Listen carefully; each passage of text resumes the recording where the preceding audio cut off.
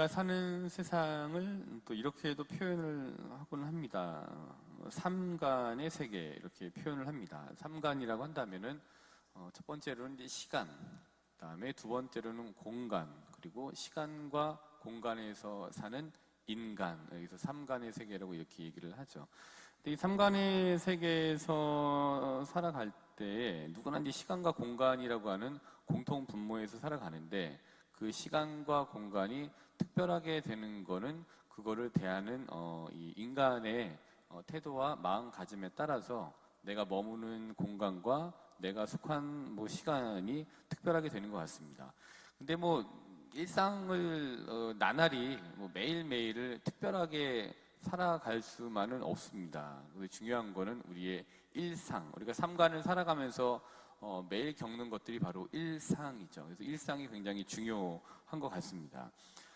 근데 그 일상이 깨졌을 때 일상의 소중함을 알고 그 일상이 굉장히 특별했던 거였구나라는 거를 일상이 깨짐을 통해서 발견하게 되는 경우들이 많이 있습니다.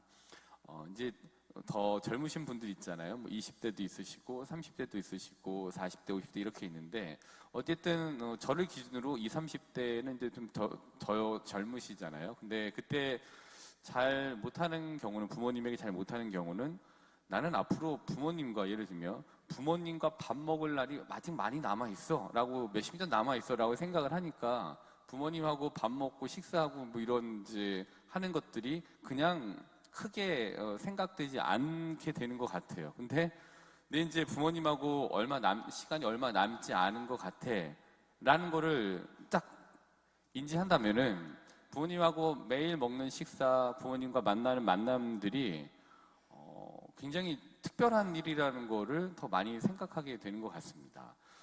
부모님과 이제 보낼 성탄절이 앞으로 30번, 40번 남았어, 한 3, 40분 남았어 하면은 그 성탄절은 그렇게 크게 부모님하고 보내지 않더라도, 별 가족하고 보내지 않더라도 그냥 평범한 성탄절이 되겠죠. 근데 앞으로 몇 번 안 남은 것 같아, 또 이번이 마지막인 것 같아 라고 생각되는 그 기간에 속해 있을 때의 그 성탄절은 나날이 그냥 매년 보내왔던 평범한 성탄절이지만 굉장히 특별한 성탄절이 될 겁니다. 그래서 우리가 지금 보내고 있는 이 일상이 굉장히 소중한 거다라는 것을 다시 한번 말씀드리고자 합니다. 어려웠던 이들이, 우리가 복음을 통해서 보면은 예수님을 만남으로 인해서 굉장히 달라지죠. 물론 이제 치유라고 하는 여러 가지 치유, 구마 등등의 것들이 있지만, 예수님을 만나면은 사람들이 만나면서 좋아했던 이유는 그들이 잃어버렸던 일상을 회복하게 되는 힘을 예수님을 통해서 받기 때문에 예수님을 만나고 굉장히 좀 달라지게 되고 좋아하게 되는 이유가 거기에 있는 것 같습니다. 다 아시는 얘기이겠습니다만은 이런 얘기가 있잖아요. 이제 20세기 초에 유럽에서 미국으로 대이주가 이제 이렇게 됐을 때, 하여튼 여러 가지 이유로 이제 아이들이 이제 버려지게 됐었던 적이 있었던 것 같습니다. 그래서 그 버려진 아이들을 케어하기 위해서 보육시설 및 여러 가지 병원 시설들이 이제 증축되고 이렇게 만들어지게 되었는데, 그때 이제 병원에서 여러 가지 방침이 있지만 이런 방침을 이제 정했었다고 합니다. 첫 번째로는 아이들을 너무 이렇게 지나치게 케어하지 말아라. 너무 그렇게 하면은 우리에게 의존하게 되고 자율적인 이런 것들이 약해지게 되니까 아이들을 최대한 이렇게 터치하지 말아라. 두 번째로는, 그 이유는 그렇게 되면은 굉장히 비위생적이고 질병에 노출되기가 쉽기 때문에 그렇게 하면 안 된다라고 이제 방침을 정하고 보육시설 및 병원에 있는 아이들을 그렇게 대했다고 합니다. 근데 이제 이상하게 이렇게 봤는데 아이들이 병에 잘 걸리는 거예요. 또 잘 죽고. 그래서 오히려 친부모나 부모, 양부모이더라도 그들하고 비교를 했을 때 그렇게 좋은 시설에서 좀 잘 이렇게 케어를 하고 양육을 하려고 했던 그 시설에서 있는 아이들의 질병 발생률과 평균 사망률이 친부모나 양부모와 같이 이렇게 섞여서 사는 아이들보다 높았다라는 걸 발견하게 된 거죠. 그래서 그 원인이 도대체 어디에 있을까라고 그걸 이제 이렇게 이제 추적해 본 결과, 그들이 내렸던 결론 중에 하나는 우리의 양육 방식이 좀 잘못되었던 것 같다라는 이제 결론에 이제 다다랐다고 합니다. 즉 우리가 이 양육 방식을 할 때 너무 이 아이들을 격리해 놓고 이제 그들이 이제 자율적으로 자랄 수 있게만 하려고 했던 그 양육 방식에서 벗어나서 최대한 자주 어루만지고 관심을 갖고 사랑을 주어야 되겠다. 근데 그런 방침을 바뀌게 된 거죠. 그랬더니 뭐 그들의 결과에 따르면은 확연하게 빠른 시일 내에 질병 발생률과 이런 사망률 자체가 조금 굉장히 현저히 낮아졌다라는 거를 이제 얘기해주고 있습니다. 근데 이 얘기는 이런 것 같아요. 이 관심과 사랑 그리고 공감이 뭐 아이들이 자라는데 굉장히 중요한 영향을 미치긴 하지만 그래도 중요한 거는 누군가에겐 굉장히 평범한 일상일 거잖아요. 부모님과 부딪히고 부모님과 또 가족들과 이렇게 부대끼면서 살아가는 그러한 일상이 사람에겐 굉장히 필요한 거다라는 거를 얘기해 주는 것 같습니다. 누군가에게는 굉장히 평범하기만 한 관심과 사랑이라고 하는 애정 표현이 누군가에게는 그토록 받고 싶어하는 평범하지 않은 일일 수 있죠. 근데 이 평범하지 않았던 일상의 회복을 가능하게 만드는 비타민과 같은 역할을, 그래서 그들이 이제 케어하는 방식의 전환이 그 아이들을 조금 더 질병 발생률과 사망률에 노출이 덜 될 수 있게 만들었게 됐던 것 같습니다. 우리는 모두 삼간의 세계에 이제 살고 있죠. 근데 이 삼간의 세계는 앞서 말씀드린 바와 같이 일상을 이제 살아가고 있는 거잖아요. 각자 자신만의 이제 일상이 있습니다. 우리의 일상을 소중하게 생각해야 되는 것 같습니다. 부딪히면서 살아가는 소중한 우리의 일상. 그 일상이 누군가에는 굉장히 바라는 특별한 날일지도 모릅니다. 이전에도 말씀드렸나요? 하여튼 본당에 있다가 대리구청 이제 가면 한 6년 있었는데, 본당에서 이제 신자분들하고 미사하다가 이제 대리구청에 갔더니 혼자 미사를 한 때가 많이 있어요.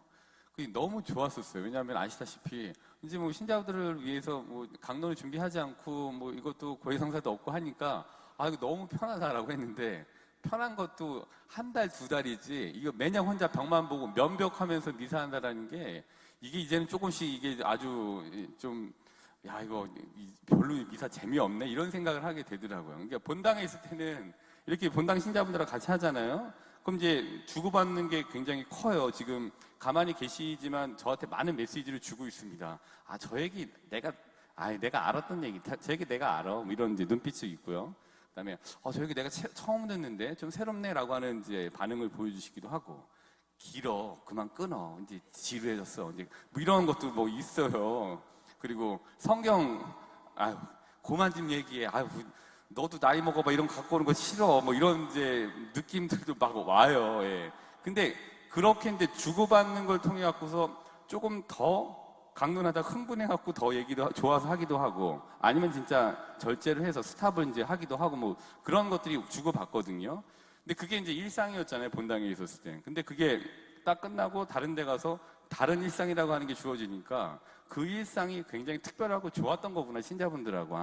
그래서 사제는 신자분들하고 같이 미사를 하고 부대끼고 부딪히면서 어쨌든 좋은 일이든 이런 것들을 주고받고 살아야 되는구나 라는 이제 것들을 그 일상이 끊어지고 난 후에 더 절실하게 이제 느끼게 되는 거죠. 근데 그 일상에 속해 있을 때는 그거를 저희들이 잘 모르는 것 같아요. 저도 뭐 그렇습니다만은. 그래서 군대가 좀 어려웠던 점은 이런 거였습니다. 제가 이렇게 선택했던 그 일상들이 파괴가 되잖아요. 군대에 가면은. 그게 어차피 당연히 제 순서기 때문에 저는 당연히 가야 되고, 대한민국 남자라면 당연히 군대 국방의 의무를 당연히 해야 되는데, 그게 힘든 거는 그 본인이 선택한 일상들이 조금씩 많이 깨져 갑자기 확 깨지게 되거든요.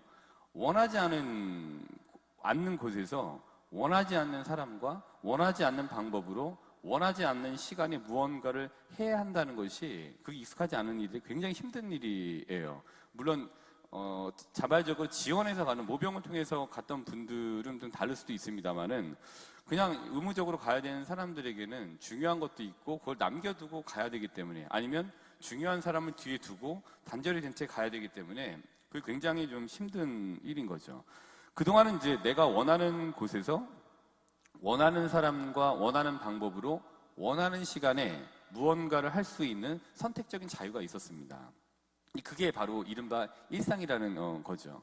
근데 군대도 어느 정도 시간까지는 좀 일상의 파괴로 인해서 굉장히 힘들지만 그게 또 일상이 되게 만들긴 합니다. 근데 선택해서 간 게 아니기 때문에 항상 그 부분에 대해서 불만이고 빨리 여기서 벗어나고 싶다라는 생각을 하게 됩니다. 그래서 이제 전역하는 날, 그때 제대하는 날 기쁜 것 중에 하나는 이런 것 같아요. 이제는 원하지 않는 곳에서, 내가 선택하지 않은 곳에서 별로 그렇게 원하지 않는 사람들과 원하지 않는 방법으로 원하지 않는 시간에 무언가를 함께 하지 않아도 된다라는 선택적 자유의 회복이 전역하는 날의 기쁨 중에 하나인 것 같습니다. 저에게 전역함이라는 것도 돌아봤더니 그런 선택의 자유 회복이 그 저녁의 기쁨이었던 것 같습니다. 근데 그 일상이라는 것, 내가 선택해서 누리는, 선택해서 이렇게 보내고 있는, 지내고 있는 그 일상이 그렇게 굉장히 소중한 일인 것 같아요. 코로나도 그래서 힘들었지 않으셨어요? 왜냐하면은 우리 일상이 굉장히 많이 바뀌어 버렸기 때문에 그 코로나 시기가 더 많이 힘들었던 것 같아요. 자연스럽게 외식하고 싶으면 그냥 마스크 안 하고 갔던 곳이었는데 이제는 마스크를 하고 가야 되는 거고, 그다음에 가서 걸리기라도 했으면 초반에는 국가로부터 심한 통제를 받고 굉장히 질책을 받고 다른 사람들의 너로 인해서 이렇게 된 거다라고 하는 원망의 눈초리를 그들이 이 하나의 희생 제물을 많이 받게 됐잖아요. 근데 무서웠던 거는 이제 그런 거죠. 코로나가 됐는데 제가 만약에 강남에 가고서 병원에 가고서 코로나 검사를 받으면은 군포 보건소에서 연락이 오는 거잖아요. 그러니까 수시로 내가 통제받고 있구나, 국가가 맘만 먹으면 나를 통제할 수 있구나라는 생각이 좀 두려운 생각도 많이 들었었던 거죠. 근데 그런 일상이 쭉쭉 깨어져 버리게 되잖아요. 이제 내가 일상으로 여겼던 신앙생활의 자유도 그 당시에 좀 깨지게 되었었던 거고, 내가 원하는 곳에 원하는 방법으로 원하는 사람들과 자유롭게 장소와 시간을 선택하면서 일상을 즐길 수 있었던, 앞서 말씀드린 선택적 자유로움이라는 일상이 제재를 받는다는 것이 여간 힘든 일이 아니었던 것이 바로 코로나 시기였던 것 같습니다. 이게 이제 일상이 우리에게 주는 행복을 우리가 잊고 살게 되는, 거기에 그냥 너무 당연하게 생각하게 했을 때 생기는 일들인 것 같아요. 근데 그게 딱 깨지면은 그게 굉장히 소중했구나. 내 가족과 식사했던 시간, 내가 그냥 자유롭게 가서 신앙생활을 할 수 있었던 이런 일상들이 굉장히 소중했던 거구나라는 거를 이제 확인할 수 있게 되는 거죠. 앞에 좀 서두가 좀 길었습니다만은, 그래서 오늘 이제 복음 말씀을 읽으면서 그런 생각을 좀 하게 됐던 건데, 루카복음 24장 35절부터 48절이 오늘 복음 말씀이잖아요. 여기서도 마찬가지 우리가 볼 수 있는 것 같아요. 36절에 이렇게 보시면 이런 게 있습니다. 그들이 이러한 이야기를 하고 있을 때 예수님께서 그들 가운데 서시어, 이렇게 되어 있습니다. 그들 가운데 서시어 라는 거는 오늘 키워드를 가지고 와서 다른 거를 넣을 수 있는 것 같아요. 그들 가운데 있다. 근데 그들은 살아있는 이들이죠. 그리고 우리도 그들이 될 수 있는 거고요. 우리와 같은 그들 가운데 서시어, 즉 일상 가운데 서시어. 그러니까 예수님은 굉장히 특별한 공간에 특별한 시간에 오신 게 아니라 그냥 그들이 있었던 그들 가운데 일상에 오시게 되는 거예요. 신앙은 이런 일상을 조금 더 잘 회복할 수 있게 만들어주는 역할을 신앙이 또 하는 것 같아요. 신앙이라는 건 이런 일상 가운데 일어나는 일들이라고 볼 수 있습니다. 39절을 보셔도 이런 얘기가 있잖아요. 내 손과 내 발을 보아라. 바로 나다. 나를 만져보아라. 유령은 살과 뼈가 없지만 나는 너희도 보다시피 살과 뼈가 있다. 손과 발이라고 하는 거는 우리가 우리의 이 평범한 일상들을 얘기해 주는 것 같아요. 손과 발을 만지는 것, 살과 뼈가 있다는 것. 그러니까 일상을 살아가는 누구나를 가리키는 것 같아요. 나도 너희와 마찬가지로 그냥 이런 일상에 있는 이 사람이야 라는 거를 알려주시는 것 같아요. 그래서 이제 42절하고 43절에 보시면은 그들이 구운 물고기 한 토막을 드리자 예수님께서는 그것을 받아 그들 앞에서 잡수셨다. 우리 일상에 굉장히 중요한 거는 밥을 먹는 행위들이잖아요. 식사를 하는 행위, 이거 섭취 행위인데 구운 물고기 한 토막을 예수님께서 그들 앞에서 잡수셨다라는 거는 우리의 일상 가운데 있겠다라는 거를 상징적으로 표현해 주는 것 같습니다. 밥을 먹는 것, 일상에서 굉장히 큰 행위입니다. 이게 지금보다 조금 더 젊었을 때는 그냥 빨리 해치우고 막 하고 싶은데 나이가 조금 하나하나 좀 익어가면서 누군가와 밥을 먹는다는 거는 굉장히 특별하게 생각하는 행위인 거고 특별한 행위인 거고, 누군가를 밥을 먹자고 초대하는 이 행위는 굉장히 특별한 일인구나. 근데 일상인 것 같지만 아주 아주 특별한 일인구나라는 거를 지나면서 더 많이 느끼게 되는 것 같습니다.